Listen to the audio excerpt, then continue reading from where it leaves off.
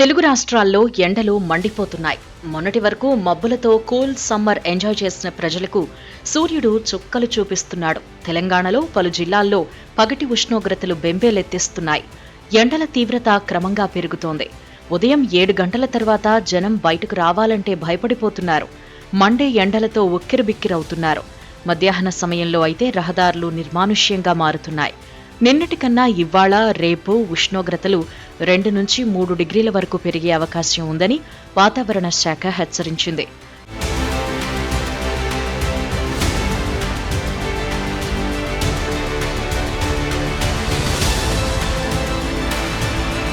మరోవైపు తెలుగు రాష్ట్రాలకు వడగాలుల ముప్పు పొంచి ఉందని హెచ్చరించారు. ప్రధానంగా బుధవారం కొన్ని జిల్లాల్లో అధిక ఉష్ణోగ్రతలు నమోదయ్యే అవకాశాలు ఉన్నాయని పేర్కొన్నారు. ఇక నిన్నటి నుంచి భానుడు తన ప్రతాపాన్ని చూపించాడు. అత్యధికంగా భద్రాద్రి కొత్తగూడెం జిల్లా చుంచుపల్లి మండలం గరిమెల్లపాడులో 44.2 డిగ్రీల సెల్సియస్ నమోదైంది. ములుగు, నల్లగొండ, నిజామాబాద్, పెద్దపల్లి, కరీంనగర్, మహబూబాబాద్ జిల్లాల్లో అనేక మండలాల్లో 43 డిగ్రీల పైనే ఉష్ణోగ్రతలు నమోదైనట్లు వాతావరణ శాఖ అధికారులు తెలిపారు.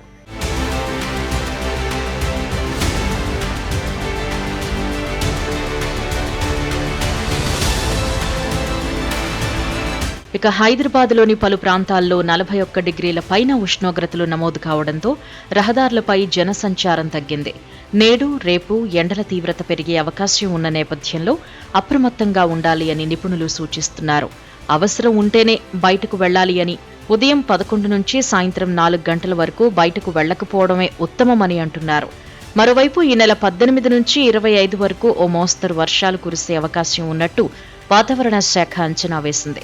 రాజస్థాన్ మీదుగా నైరుతి రుతుపవనాలు తుఫానుగా మారి కోస్తా, కర్ణాటక వరకు వ్యాపించాయని తెలిపింది.